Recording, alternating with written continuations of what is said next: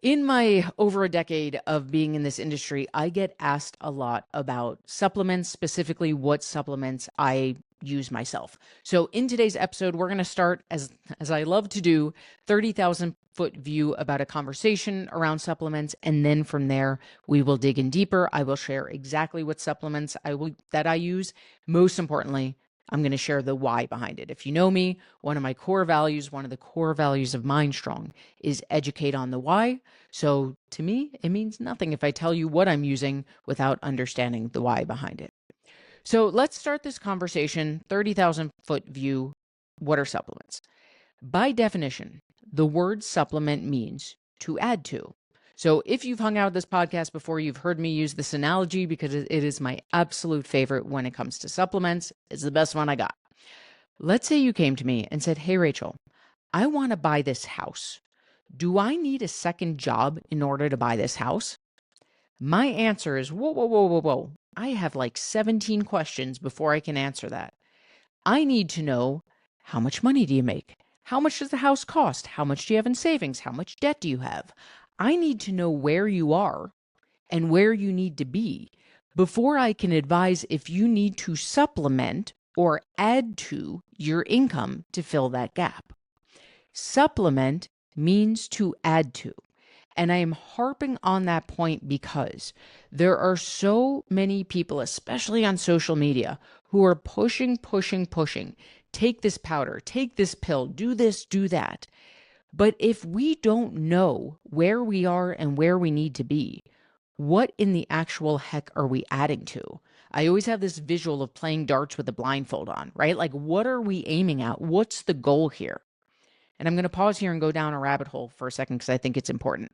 I have been in the online world for a very long time.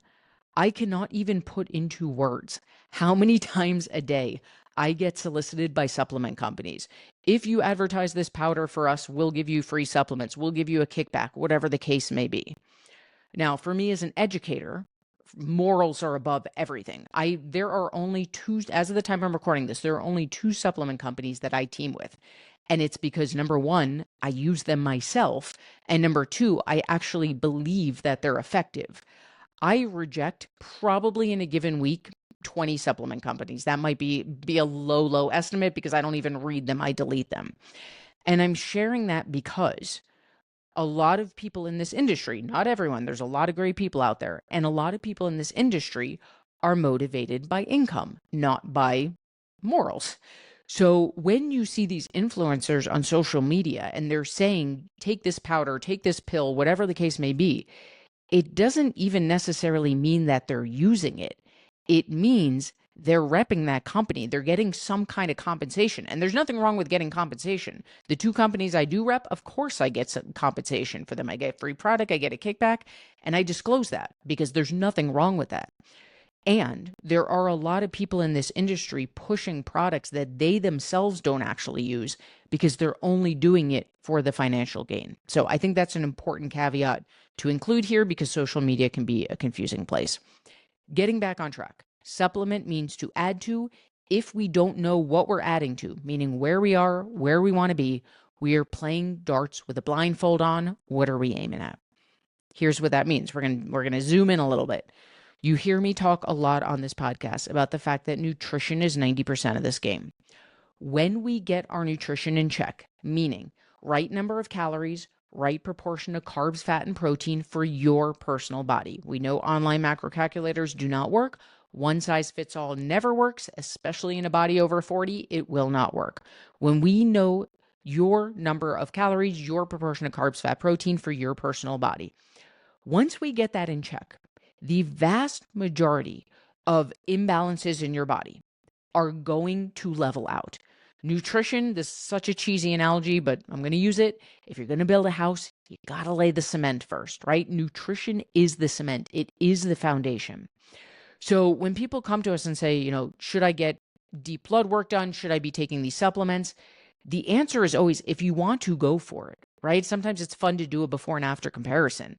And we got to get your nutrition in check. That is a capital M must. So if you're going to choose to do one, meaning do blood work or whatever the case may be at some point, we have to get your nutrition in check first And then we can dig a little deeper on the other side. Some people choose to do both. There's nothing wrong with that. But gun to my head, which one am I picking? Blood work afterwards, because we need your nutrition in check no matter what. Once we have your nutrition in check, the foundation is laid, the cement is laid down, right? Now, if we need to supplement or add to, we know number one, why we're doing it. Number two, what we need. And number three, how long we have to stay on it, right? To go back to my terrible darts analogy, we're taking the blindfold off and we're aiming for the bullseye. And this is a topic I get super passionate about because, number one, what I said about social media earlier, there is so much BS out there. There's so much noise out there. And people are not only wasting their cash, they're wasting their time taking things that aren't actually helping. We have to get your nutrition in check first. And then if we need to supplement or add to, we know why, we know what, we know how long. So with all of that said, let me tell you the supplements that I personally use. I'll tell you the why behind it so you can make an educated decision yourself. The only supplement that I use somewhat consistently, and this is capital T truth, I do not use a lot of supplements. That'll become very clear early on. The only one that I use somewhat consistently is protein powder. Real quickly, as a former teacher, differentiated learning is real. So if right now you're listening to this episode as a podcast on Apple Podcasts, Spotify, iHeartRadio, wherever you get your podcasts, know that it also exists in video form on YouTube. Similarly, if you're watching me right now on YouTube, know that this episode also exists as a podcast on all the platforms. So however you take in information best, know that we've got you. The podcast exists both in podcast form and video form. We'll link both in the show notes below so you can learn however you learn best. Now, let's get back to the episode. The goal with protein is to get as much protein as possible from the foods we're eating. Now, in an ideal world, that means we don't need protein powder, right? We're eating whole food straight from the earth, hitting our protein goals every day using the foods that we're eating alone. And in an ideal world, we'd put our feet in the grass, we'd meditate, we'd sing Kumbaya, and we'd hug our neighbor every day. Life don't always work that way. For me and my work schedule and my lifestyle, I don't typically eat enough during a workday to get enough protein in. So at the end of the day, back in the day when I was tracking my macros, now I eat intuitively, so I know how to do it without tracking. Typically, more days than not, it gets towards the end of the day and I'm like, darn it. I forgot to eat enough protein during the day again. So a protein powder, a good protein powder, because there's a lot of garbage on the market, a good protein powder will help you supplement or add to. Meaning, I know how much protein I've eaten today. I know how much protein my personal body needs. If a day happens, which it typically does in my world, that I did not get to my goal number using the foods I'm eating, I'm going to supplement or add to with a good protein powder. Protein powder is the only literal single supplement that I use somewhat consistently, and it is the literal only single supplement as of the time I'm recording this that most of our members use. We are not a company where you come to us, we give you a supplement stack, right? It's something I've had business coaches tell me, you know how much money you could make if you sold a year worth of supplements right up front? I will not do it because you don't need it. And I will always lead off of morals. The only supplement that we don't even require, we just tell people, hey, most women find that a good protein powder will help. We have tons of women who don't use them. And it's usually a go-to because most of us are not eating enough protein in a day. That's it. Protein powder is the only one that's consistently in my cabinet. There are two more supplements that I kind of go on and off with. Number one is creatine, and creatine is such an interesting topic. I fully whole body believe that 6 months to a year from now, I will be doing a podcast all about creatine, and my feelings will trend more in one direction. Creatine is one of the few supplements out there that is actually being tested on menopausal women, and it makes my heart so happy. So in the past, creatine has always been thought of as a bodybuilder supplement. What it can do is help with muscle repair faster. So you do an intense workout, you take some creatine, it helps your muscles recover, you can get back in the gym and push harder so you can grow faster. What they're finding now is that creatine has such positive effects in other ways, including brain health.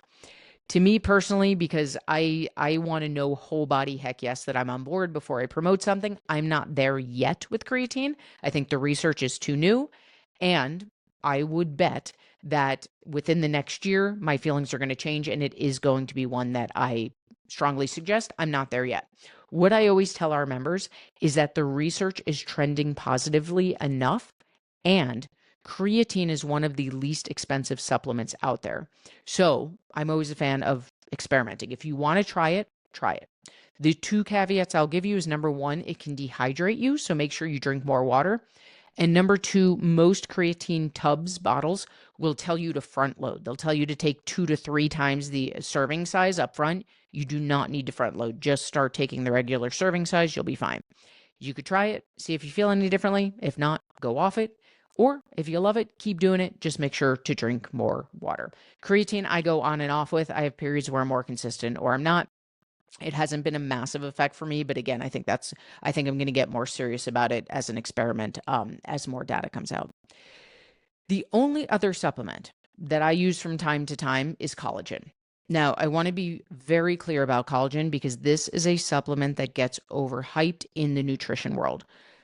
Collagen has nothing to do with weight loss. And there are so many companies out there. There's so many of these pyramid schemes, mass marketing, online noise that have focused on collagen.